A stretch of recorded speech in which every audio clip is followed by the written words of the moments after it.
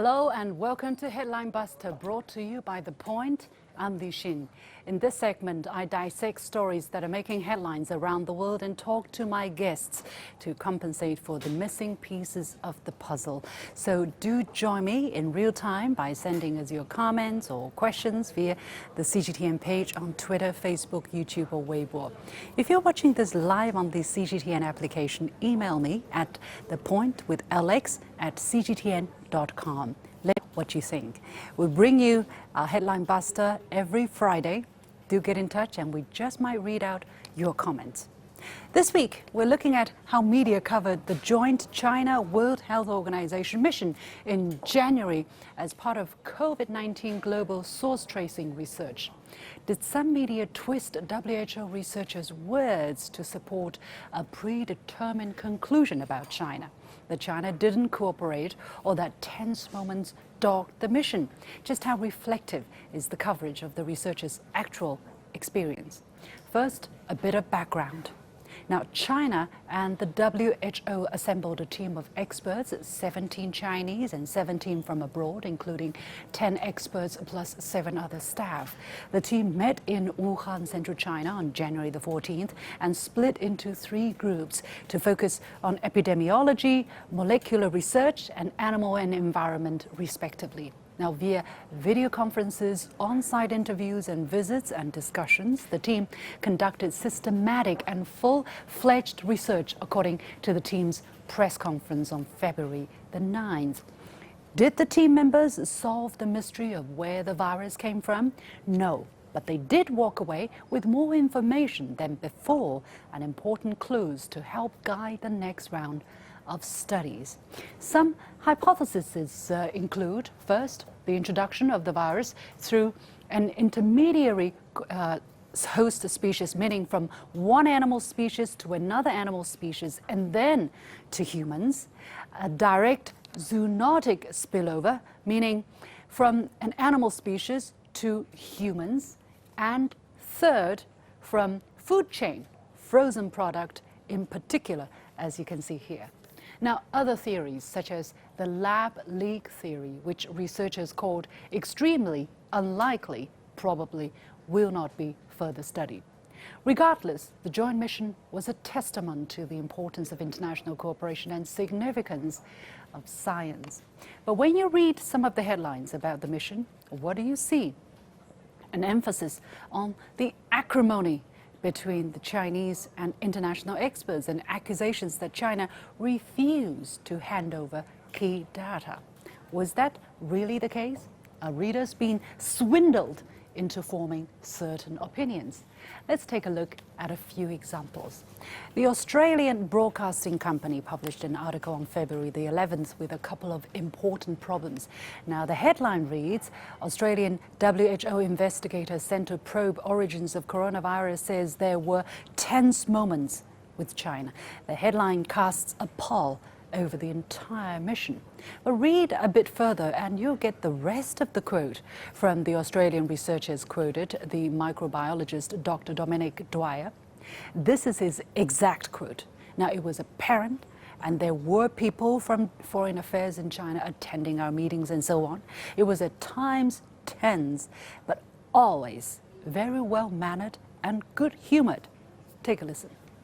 To be fair, the Chinese were very hospitable hosts and so on. Everyone worked together very well. It was a joint mission after all. There were some clearly differences of opinion and there were quite firm and heated exchanges over things.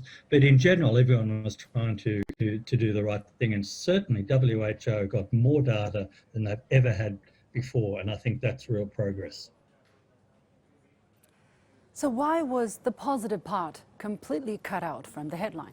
It just as easily could have read, Australian WHO investigator says moments with China were well-mannered and good-humoured. I guess that's not the story they want to tell.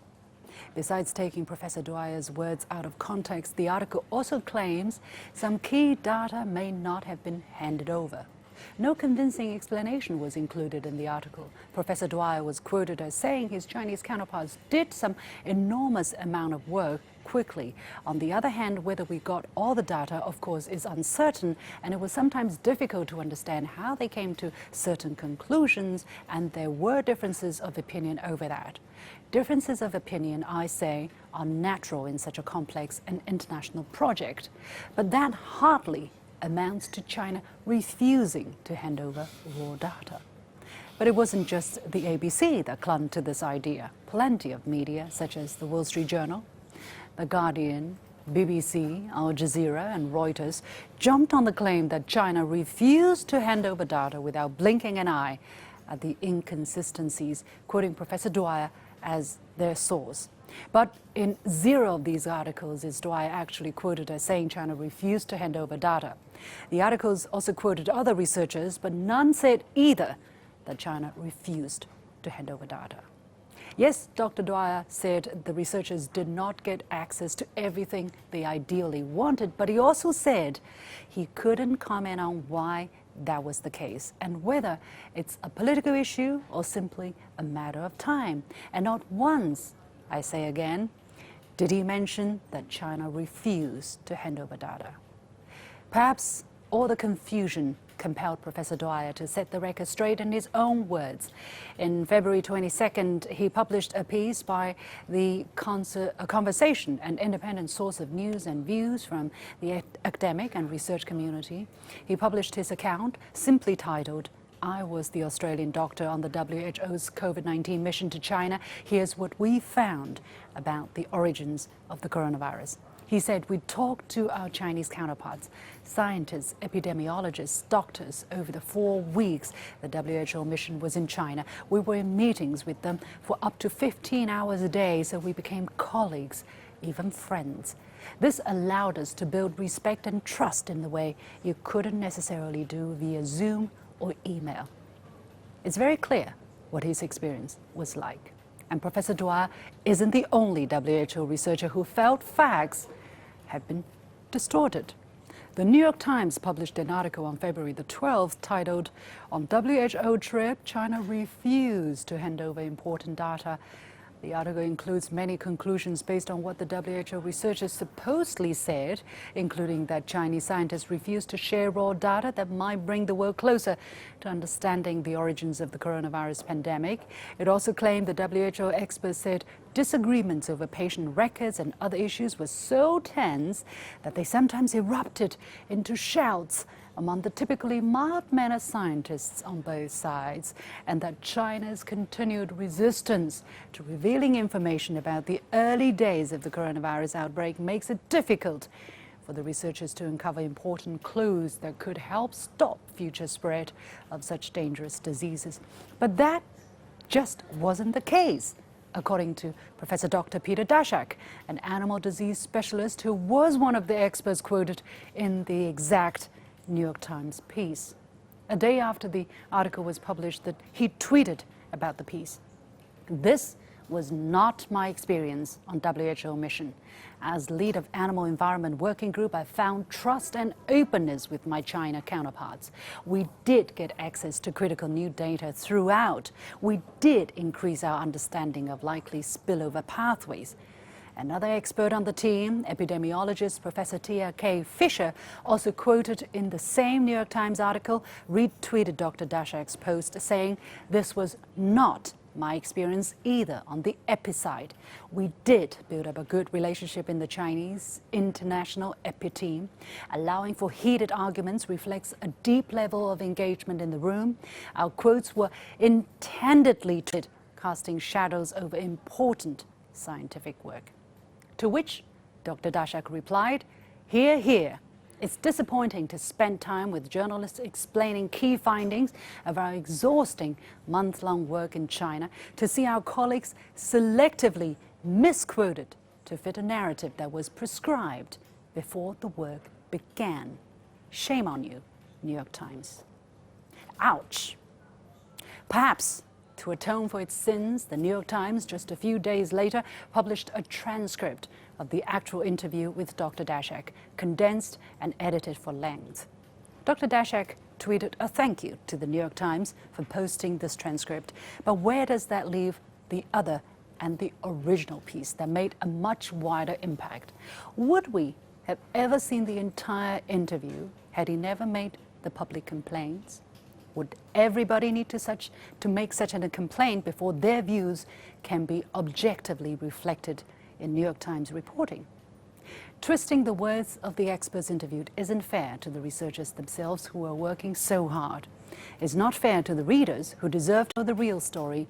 It's not fair to the scientific method, and certainly not fair to the over 2.5 million people who have died from the virus so far. We'll take a quick break, and when we come back, I'll talk to our guests about this very important issue. Stay with me.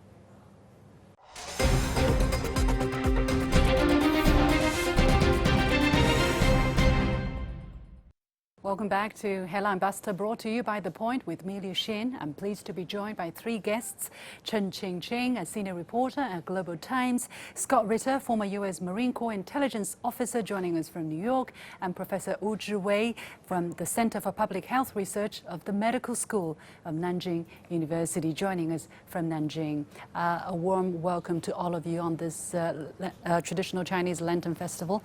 However, this is a very difficult topic and important topic that we must discuss here. I want to get your feedback on my monologue from moments ago. I would start with Qingqing. Your thoughts? Thank you for having me, Lucy. I think it's very important that you mentioned all these reports of the Western media on this important trip of WHO's experts to Wuhan, because I've been covering the trip since the beginning, and I talked with some of the major members of the team, and also some feedbacks from them on the Western media reports, which misquoted them and misinterpreted what they said. And firstly, they think it's it's understandable that every media wants to get their stories out. Mm-hmm. So maybe the headlines, maybe the quotes are misused or exaggerating their understandings, but it's understandable. That's the first opinion from them. And secondly, it's make them feel that they should be more careful when they talk with journalists, because right now they're still working on the full report of this trip, and they have to find out more details and do more analysis of the data and to come up with more different hypotheses. So it's very important for them to wait and for journalists to wait to get more details out of the report to get the full picture of this trip.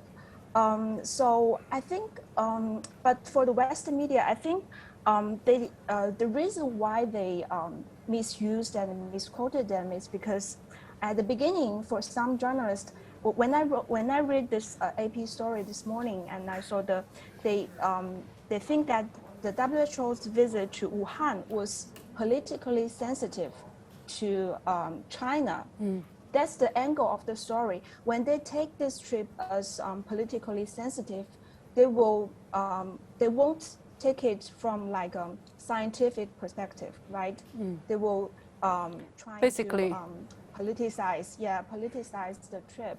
So I think the way we cover the trip should be listen to the experts instead of politicians. Yeah. And we just wait a little bit more to get basically so you're basically saying some media already have their ideas what kind of angle they want to cover the story before they even have the story. They have decided that they're going to go towards the topic from a political point of view, for instance.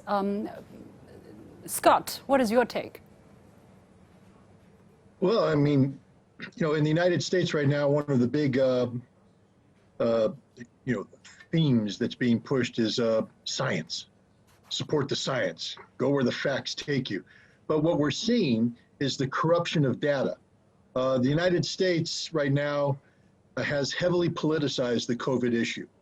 When the COVID outbreak first began, we saw the Democrats blaming the president, and then the president seeking to, and this was Donald Trump at the time, the president seek to blame elsewhere, so he blamed China.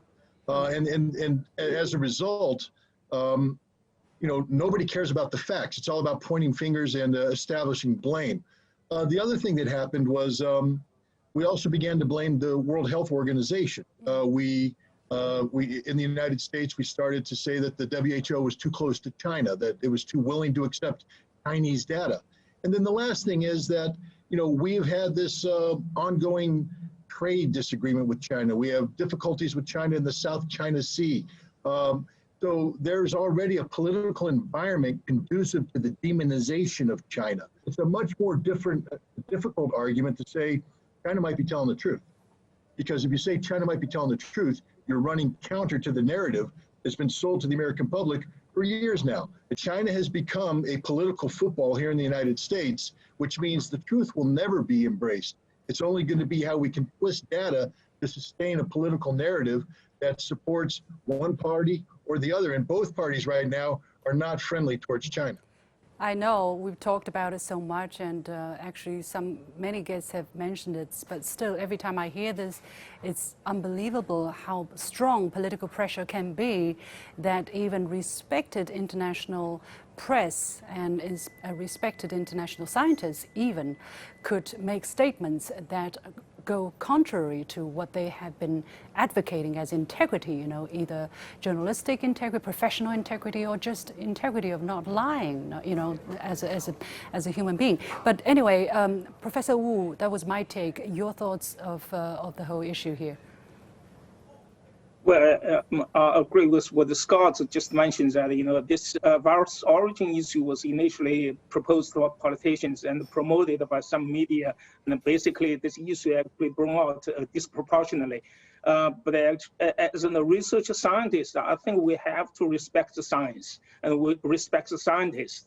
When scientists or the investigation team went to Wuhan doing this origin investigation, so what they have to do is they have to look at the epidemiological data, molecular data, and also they go to the markets and also hospital, look at the patient data as well. It's a very complex issue. They have to look individual pieces of evidence and put them together, because the virus origin finding investigation is not basically you can draw a conclusion from single event. You have to connect them and form a very complex network and provide analysis and then come out with certain conclusions. So this is something actually we have to be really careful as a research scientist. That's exactly what we do. We have to get a whole picture and to see where is the possible origin. And one thing we have to bear in mind for most of the people, they don't really understand, is that even you get all the entire picture and get your conclusion, usually this is rather conditional or tentative. I think for many virus origins, you can never get a conclusive origin. And usually that's the possibility. So, for example, are we doing the wrong thing here, however, Professor Wu? Are we being too optimistic or expecting too much for the answers to surface? Because, for instance, for the origin of the SARS pandemic, which broke out in 2003, it took years before the scientists finally were able to pin down exactly where it came from. And China didn't shy away. China acknowledged that it came from bats in certain parts of China. So that was that. So now we're only a year and two into this epidemic, as far as we know. Is it way too early to try to make any conclusion by now, Professor Wu? Absolutely.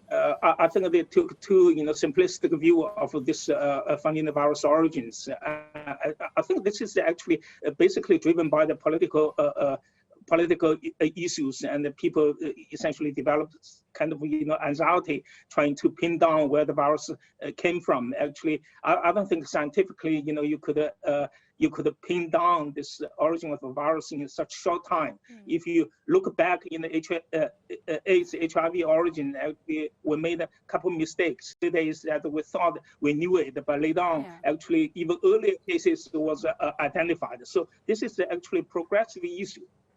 Yeah. Qing, how do you look at the kind of eagerness that's exempted, that's demonstrated on all parts, maybe except the scientists who really believe that this is going to take years to uncover this mystery, but from the press, from the international press, from international governments, and of course, from the World Health Organization to try to find the source of this virus versus the scientific fact that it takes time to pin down such a complex virus. Yeah, I agree with Scott, because at the beginning of the pandemic, it was huge. And because the Trump administration continued politicizing on the issue, so everybody wants to know who is to blame for the pandemic. But it's a scientific question, and it takes time to, maybe like you said, take years to figure out what's the real cause of the outbreak. But point, we should really put the politics aside and let the scientists to do their work, like to follow the hints and do the report step by step. And before we draw up any conclusion or blame anyone, it's not a blame game. It's just like a scientific question. We should figure it out. I'm going to put this question to Scott. Why is it becoming a blame game? Why is the gain or potential benefit of making this a blame game so strong that the media are able to sacrifice their integrity, their reputation for doing that? For instance, the New York Times story, right? They were literally singled out by their interviewee, telling them that they have not done what they should do. And only after such pressure, they published the whole transcript. But of course, the first impressions have already been made. And it's just beyond me that they're willing to do that on such an important issue, and they consider themselves such a prestigious international press. Well, first of all, the New York Times and the American media has a history of disgraceful behavior. One only needs to look at Iraq and weapons of mass destruction to understand that the American media is capable of promulgating a lie based upon the misuse of information. Another problem is that when you take a look at the WHO report that's come out, it mirrors in many ways the data that was coming out of China in the immediate aftermath of the COVID outbreak. And if you remember, the United States, again, the government echoed by the American media, was saying that the Chinese were misleading, were presenting incomplete data, were deliberately pointing the world in the wrong direction. But it turns out that the data that China was providing back in early 2020 was very accurate data. It was honest data, data that had integrity, and data that has been replicated as a result of this thing. But it's not going to be comfortable, easy, the American government and indeed the American public to embrace this, because we've already bought into a narrative. There's another problem here in the United States. COVID has exposed some extraordinarily fragile realities of the United States. One, our healthcare system sucks. Excuse my language, but we're not able to deal with this pandemic. We're struggling. Two, our economy is weaker than we thought. We didn't have the resilience to be able to absorb the realities of an economic shutdown to deal with the pandemic. And three, our political system was unable to deal with fact-based science and instead had to manufacture a politicized narrative to shift blame away from their failures in terms of healthcare and the economy. So, and the American media is joined at the hip with the American government. I mean, the government is the number one source of the headline stories. So we already have a media that has subordinated its integrity to a government narrative. And now we have a government narrative that is politicized because the government has been embarrassed by its inability to deal with the horrific realities of this pandemic. I mean, the United States, it's an embarrassment. I mean, I love my country, but this is an embarrassment. What's going on in our country today is an embarrassment. We are not able to deal with this problem, and we're still not able to deal with this problem. And one of the reasons is you can't solve a problem if you don't properly define the problem, and we refuse to be honest about what the real problem, refuse to follow the science. Is there a danger of a vicious cycle then, Scott? Because you're talking about a problem and which exposes the inability of a system to solve problems, to cope with this problem, and then on top of that, you're not able to look at the problem in its face and try to, define the problem as other things or find blames, and then that will further weaken your ability to solve this problem. How can you get out of this? You can't. It's a tailspin. I mean, the only way you can get out is to get politicians to wipe the slate clean, and find me a politician that has the courage to do that. Does it look like right now that we are going to have some politicians who have the courage to say, hey, folks, facts are facts. If we're not able to look at the facts in the face, we are going to continue to blunder? We could do that if it wasn't China. The problem is that the facts come from China, the data comes from China, and the United States right now is engaged in a narrative-driven conflict with China, where we have demonized China. So, the science is there, the facts are there, the truth is there, but the truth comes from China, and therefore we're not willing to accept the truth. That's the problem. Until we're willing to embrace a fact-driven Chinese narrative as truth, we're not going to solve this problem. What are the boundaries of, think about any other country, think about the United States. If a team goes there and investigates something and asks them to absolutely be transparent about everything and anything, is that going to be possible? Scott, yes or no?